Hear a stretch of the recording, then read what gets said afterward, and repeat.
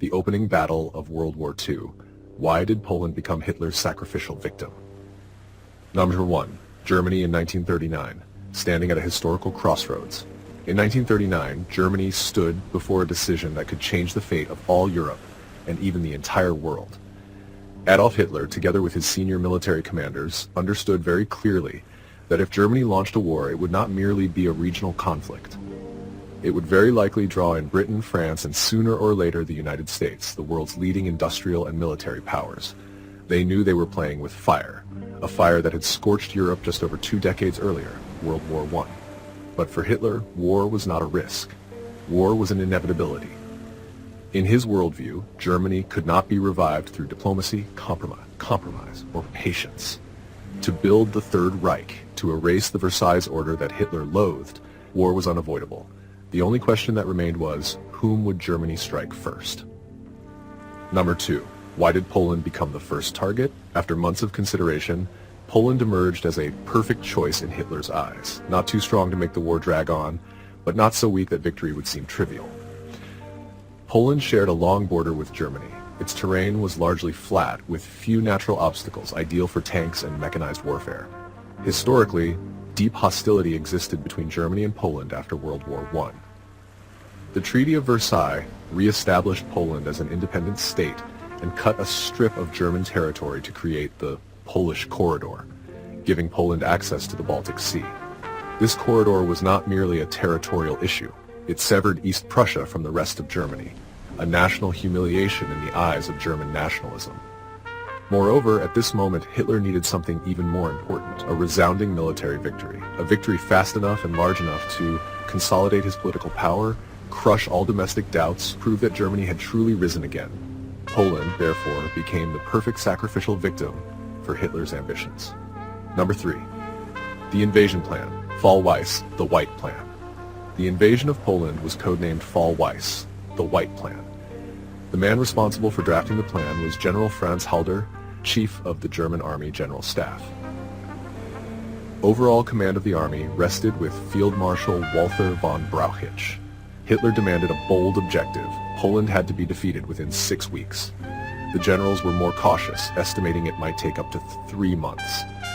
Yet even that figure reflected enormous confidence in Germany's military machine. Their plan was a massive encirclement, exploiting the entire length of Germany's border with Poland, attacking from multiple directions simultaneously so the enemy would have no time to react. 4. 3 axes of attack, a giant pincer. First direction, from the South Army Group South, commanded by Field Marshal Gerd von Rundstedt. The 8th Army under General Johannes Blaskowitz advanced from Silesia. The 14th Army under General Wilhelm List attacked toward Krakow and the Carpathian Mountains. The 10th Army under General Walther von Reichenau formed the central force with the strongest armored units, delivering the decisive blow into central Poland. Second direction, from the North Army Group North, commanded by Field Marshal Fedor von Bock. The 3rd Army under General Georg von Küchler attacked southward from East Prussia. The 4th Army under General Günther von Kluge drove eastward through the Polish corridor. Third direction, from Slovakia. A smaller force advancing from the south intended to block Polish retreat routes. The shared objective of all 3 axes was Warsaw, the Polish capital. The main Polish field armies were to be encircled and destroyed west of the Vistula River. Number 5. Poland's strategic mistake. Poland adopted a strategy of defense along the entire frontier. Its forces were spread across more than 1,600 kilometers of border with Germany, instead of being concentrated at key strategic points. Poland's reasons were a refusal to lose territory from the outset, the need to protect major industrial centers and cities such as Warsaw, Poznań, and Krakow, buying time for Britain and France to attack Germany from the west under alliance commitments. But this strategy had a fatal flaw. The army was spread far too thin. Poland lacked strong mobile reserve forces and could not react quickly to breakthroughs. Coordination between infantry, armor, and air power was severely limited. Germany, by contrast, was perfectly prepared for exactly this type of war. Number 6. Blitzkrieg. A revolution in warfare. The doctrine of Blitzkrieg, lightning war, was Germany's secret weapon. Its goal was not to seize ground inch by inch through trench warfare, as in World War I, but to shatter the enemy's command, logistics, and morale in the shortest possible time. Its core principles were panzer tanks as the spearhead of breakthrough, the Luftwaffe gaining air superiority, destroying logistics and providing fire support, motorized infantry following, cutting off and encircling the enemy lines. Speed, surprise, and perfect coordination were key. Our September 1st, 1939, when the gates of hell of the 20th century opened. In the early morning of September 1st, 1939, while most of Europe was still sleeping peacefully, the wheels of war began to turn. There was no formal declaration of war, no final diplomatic warning. Instead came the roar of tank engines, the scream of dive bombers, and the first artillery barrages tearing through the Polish sky. In that instant, the world crossed a point of no return. World War II had begun. A surprise strike. At 4:45 a.m., the German battleship Schleswig-Holstein opened fire on the Polish military outpost at Westerplatte near the city of Danzig. At the same time, along the entire German-Polish border, German forces crossed the national frontier. Not one front, not one axis of advance, but the entire line. Three major thrusts, from the north, west, and south, surged forward simultaneously, forming a giant pincer that tightened around Poland from the very first day. This was not a conventional war. It was a carefully calculated shock attack designed to crush the enemy before they could even grasp what was happening. Tash, the overwhelming power of the German war machine. The German forces committed to the campaign were among the most powerful ever assembled in Europe at that time. Approximately 1.5 million soldiers deployed in the initial phase. More than 2,600 panzer tanks, among the most modern and mobile armored forces in the world. Around 2,000 aircraft of the German Air Force, the Luftwaffe, ready to dominate the skies. Tens of thousands of motor vehicles and tens of thousands of horses serving logistics, artillery, and transport. More important than the numbers was how they were used. This was the first time in history that a nation fully implemented the doctrine of Blitzkrieg on a national scale. The Polish sky collapses within hours. In the very first hours of the attack, the Luftwaffe unleashed devastating preemptive strikes. Polish military airfields were bombed relentlessly. Many Polish aircraft were destroyed before they could even take off. The Polish Air Force, already inferior in numbers and technology, was nearly neutralized within days. Once Germany controlled the skies, the fate of the ground war was sealed. No air support, no effective reconnaissance, no way to stop the mechanized thrusts. Poland lost control of its airspace, a mortal blow. German tank daggers thrusting deep on the ground. German armored divisions did not advance slowly. They surged forward.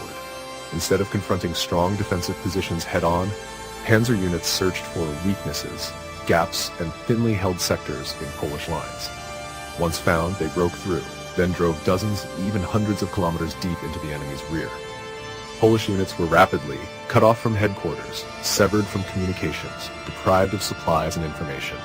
Many units did not even realize that their flanks had been bypassed long before. They fought in isolation, without any picture of the wider battlefield. The collapse of Poland's defensive lines. Within just the first few days, Poland's main defensive positions were breached at multiple points. The strategy of defending the entire frontier, spreading forces across more than 1,600 kilometers, revealed its fatal weakness. Polish soldiers fought with courage, but they lacked mobile reserve forces, effective coordination between infantry, armor and air power, the ability to respond quickly to breakthroughs. Meanwhile, German forces advanced like a perfectly oiled machine, air power clearing the way, tanks breaking through, motorized infantry following closely, encircling and destroying pockets of resistance. The battlefield no longer consisted of clear front lines. It became a chaotic web in which Poland was constantly on the defensive and losing control. Shock and psychological collapse. This was not merely a military defeat. The attack of September 1st inflicted a devastating psychological shock on Poland. A nation that believed it had time, believed it could hold out, believed Britain and France would quickly open a Western front. But within days, reality exposed a bitter truth. Poland was facing a completely new form of war, faster, more brutal, and unforgiving of mistakes. The Polish soldier did not lack courage, but he was fighting a war of the previous century, while the enemy had already entered the new age of mechanized warfare. One day, one historical turning point, September 1st, 1939 was not merely the day Poland was invaded, it was the day. The fragile post-World War I European order collapsed, diplomacy gave way to total violence, humanity entered the largest and bloodiest war in history. The gates of hell had opened, and once opened, no one could close them until all of Europe was engulfed in fire and blood. 8. An inevitable collapse. Poland fought bravely, but was completely outmatched.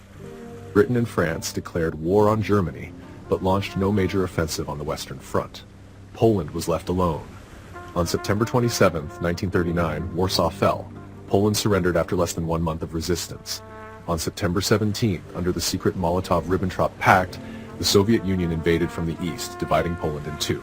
Once again, Poland disappeared from the map of the world. Number 9.